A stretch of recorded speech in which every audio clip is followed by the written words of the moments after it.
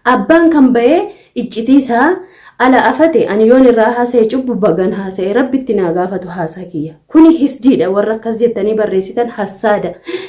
Kijibduu maal taatu haadha sabboontu akka hin jedhin haati sabboontu maa inni ijoollee shiiyyuu tartiibatti hin goone. Mana shiiyyuu tartiibatti hin goone kunoo halkanii guyyaa sooshaal miidiyaa irratti wal qaxaqqaxanii wal arrabsanii maa inni kun firan qabu yeman keessaa naman qabu yeman biyya siirii yeman waa takka hin goone wallaahi ijoolluma keenya oromuma kana akkana jigii walit jiga dhara walitti akkana mana arabaatti nagaan dalagan alatti nagaa waliin dalagan har'a yoo firatan ebelisheekoo yaa habiibii yaa jiddati ol baasan tiktok yuutuubii wakka nama wal jaalatu keessaan marfee akkana wal diraa mismaar akka kiyya kophaa jiraatudha.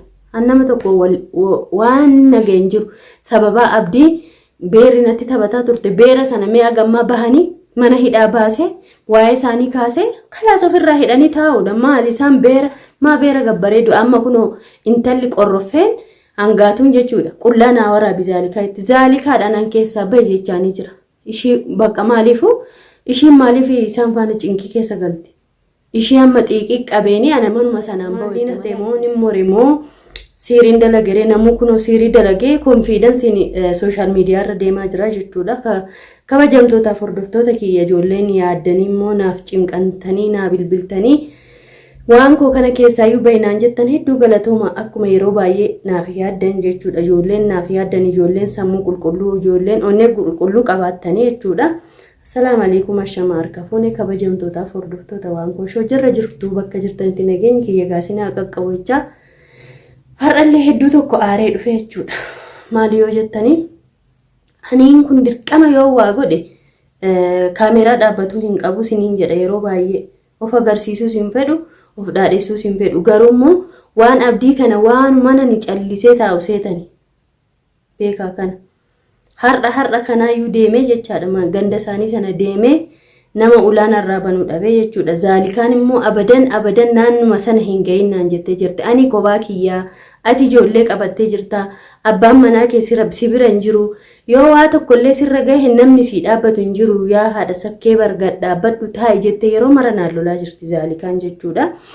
Abdiitti namuma sheeka fidu dhabnee abdiin fira dhabee abdiin firan qabu jettan inuma agartu numa dhageessan yoo asiin itti namni keenya asiin gannaqa abdiin gizee meeqa dhalaa meeqa irraa buusifne ni beektani bar gaaddiseedha takka magartuudha lama angaatuma kanallee kadheen gadda kana fide dhiisi yaa abdisitti haa hafu namuma namaniin namuma kana ofitti hin fidiin beeruma kaanikaa walitti hin funaaniin karaarraa dhiisi Zalikaa kanallee rabbiin amma karaa qajeelaa irra ishii deebisee rabbi onnee qulqulluutti ishii deebise malee akkam gochaa turte.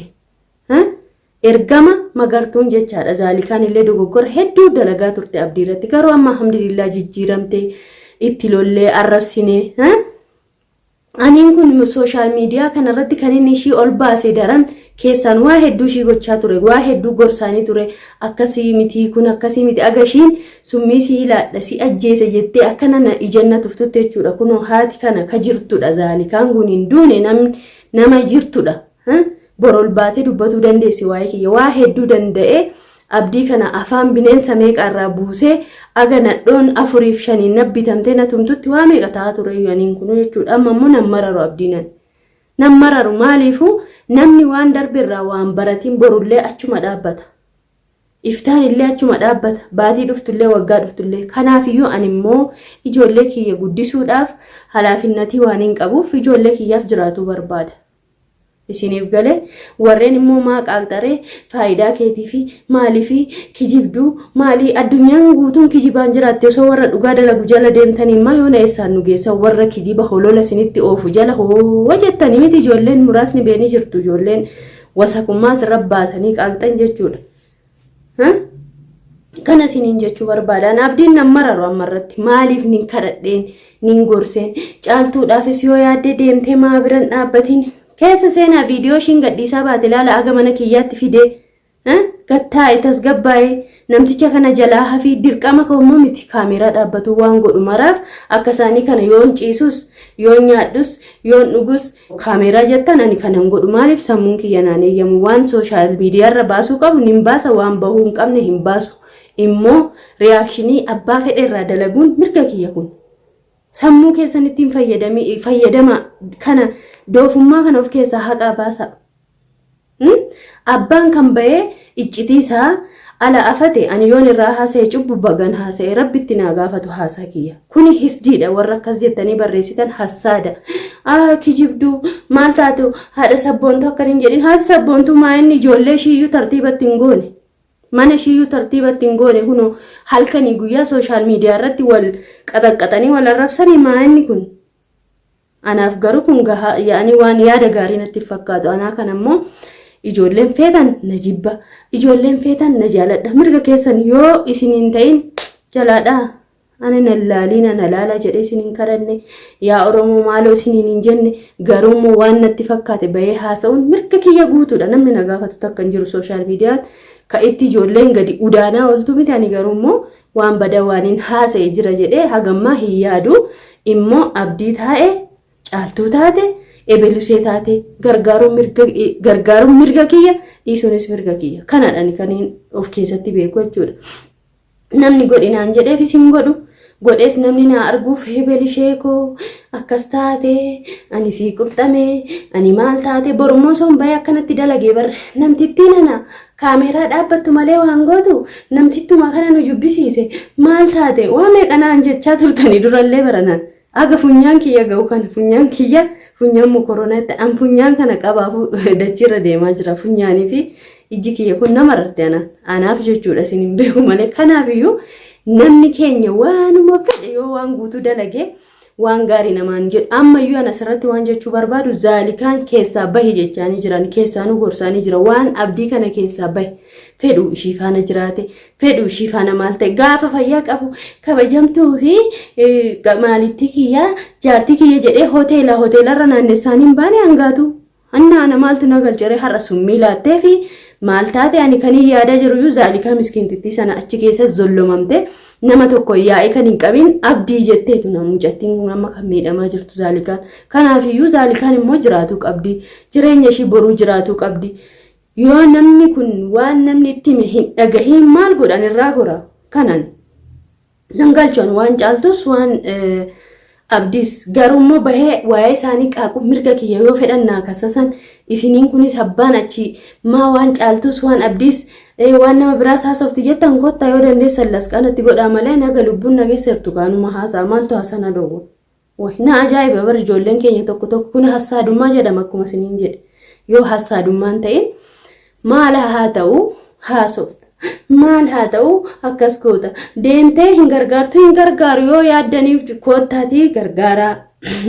Yoo isin hin ta'in immoo us jedha afaan keessa waliin loggomadha ijoollee waan hin taane namaa barreessitan jechuudha. Barreessuun mirga keessa nani aaree miti wallaahi naarra hin dasneedhayyuu. Annan yoo koomantii naa barreessin da'u ni madaala garummoo koomantiin badaa naan barroomne bar kijibdu maalitti bagan kijibe bakka. Addunyaan kijibaan ka guutamte namni dhugaa haasa'u addunyaa kanarra jira jedhee hin yaadu. Kanaafiyyuu bagan kijiba kiyyas ittuma fufa.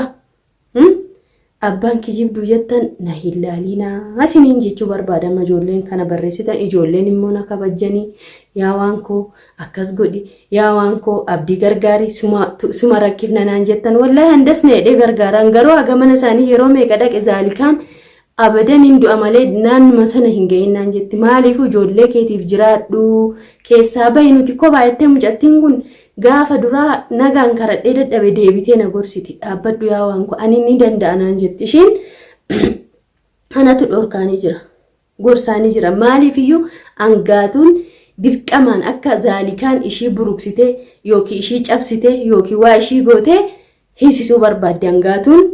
Akkana eeggatanii jirti zaalika akkana eeggatanii jirti maaliif akka feete abdiitti taphatudha. Kanaafiyyuu amma mee namtittiin kun jaarsa ishii ni kaati angaatuun yaani abdiidhaaf jaartii isaa ni kaati deemee mana sanaa yoo harkisee baase yoo anattuu dubbii garagalchite maafan mana kiyya diigaa ana daba godhee mana kiyya taa'ee isaaniif iyya dabarsuu isinis iyya dabarsaa malee zimmettanii ijoolleen sammuun qulfii takka afaan hin baniinaa isiniin jechuu barbaadan amma asirratti. Kanaafiyyuu akkuma isiniin jedhe wanti caaltus nan galchu wanti abdiis nan galchu. Abbaat of maraa jedhe bofni nama kana itti himtu malee wadaroo mormatti ni tan dubbi.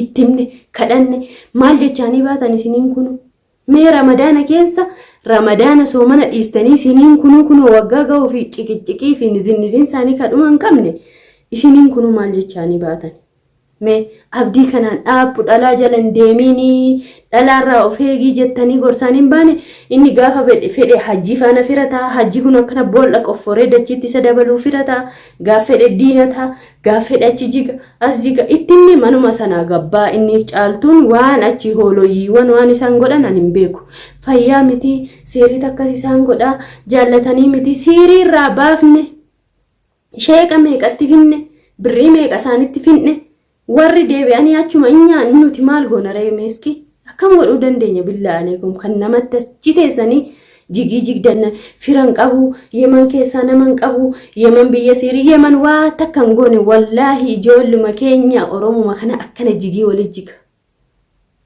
dhara walitti akkana mana arabaatti nagaan dalagan alatti nagaa waliin dalagan har'a yoo firataan oo ebelisheekoo yaa habiibii yaa jiddati ol baasan tiktok yuutuubii wakka nama wal jaalatu keessaan marfee akkana wal diraa mismaar akka kiyya kophaa jiraatudha annama tokko waan nageen jiru sababa abdii beeri natti taphataa turte beera sana mee agammaa bahanii mana hidhaa baasee waa'ee isaanii kaasee kalaas ofirraa hidhanii taa'udha maal isaan beera gabbareedu amma kunoo intalli qorroffeen hangaatuun jechuudha qullaa naa waraabi zaalikaa itti zaalikaadhaan an keessaa bahe jechaanii jira ishii bakka maaliifuu ishiin maaliif isaan faana cinkii keessa galti ishii amma xiiqii qabeeni ana manuma sanaan bawette malee an keessaa bahi taa'e akkana siif fiddi booda jedheen kunoo mucattiin hangaatuun kun karaa zaalikaa kana salphisu karaa kana qileeshii kaa'u jettee halkanii guyyaarra dalagaa jirti garuu zaalikaan ofitti cimtuudha waa maraa ofirraa dhorkaa jirti aniin kunillee keessaan sirritti